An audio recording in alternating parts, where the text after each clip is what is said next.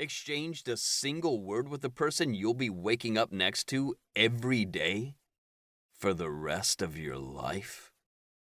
Zane gave a shudder. Sai could be grateful it had been Zane, and not one of his other two teammates from the Lunar Council Enforcement Agency, LCEA, who'd come to check in on him.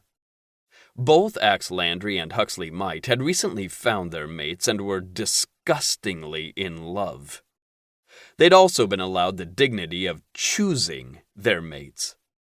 These days, most wolves and witches did, but Sai's father was old-fashioned, especially 20 years ago, and a debt had needed to be paid. Sai had agreed to it at the ripe age of 12, when he'd had no idea just what he was signing away. Zane's situation mirrored Sai's in enough ways that he understood the bitter taste that filled Sai's mouth. He also knew why Sai wouldn't fight the arrangement. The days of forced matings and fulfilling the sacred pact at all costs were over. Most wolves would support his efforts. "I've done my damned best to ignore David Reed's existence. I was 12 when the arrangement was made. He was 0. Born and made it off, just like that." He snapped his fingers twice in quick succession. Zane clinked the rim of his glass against Sai's. "Fuck. That's rough." This mating was going to be a disaster. The best Sai could hope for was for the witch to be independent. The sexiest thing a partner could say to Sai was that they hadn't thought about him since the last time they'd seen each other, because he sure as fuck hadn't thought about them. The lights flickered overhead, and Sai glared at them like they were the cause of his problems. In a way, they were. If Sai wanted to be petty, he could blame the solar wolves for his current predicament. They'd been working on a gate that would allow them to return to their home dimension for decades. And now that they'd begun construction and testing, the city faced more enemies than it ever had before. Those enemies were dangerous enough to prompt his intended's father, Elijah Reeds, leader of his clan, to decide he couldn't wait any longer to place his son in Sai's care. It wasn't the protection aspect that sent another mouthful of booze down his throat. Sai's job was to protect the city, and he was damn good at it.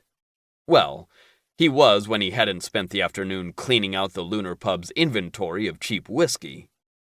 He'd stopped feeling the burn an hour ago, and was right on track toward pleasantly numb. Sai's personal collection of whiskey and bourbon he kept at home had been carefully cultivated. Drinking the gut rot they offered here was like eating cubed steak when he had Wagyu beef waiting for him. But Sai wanted to wallow, and his whiskey was for enjoyment, not misery. Rough doesn't fucking cover it. There isn't a chance in hell we'll be compatible. The Reeds clan lives in the middle of nowhere. Nothing but farmland and livestock for acres. What the hell am I supposed to do with a mate like that? There were some who embraced the simple life, but Sai wasn't one of them.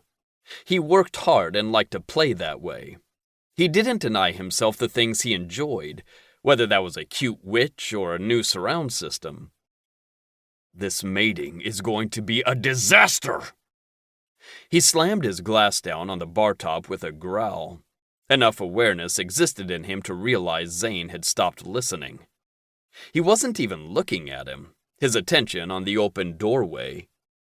Through his insobriety and agitation, Sai hadn't realized anyone had arrived.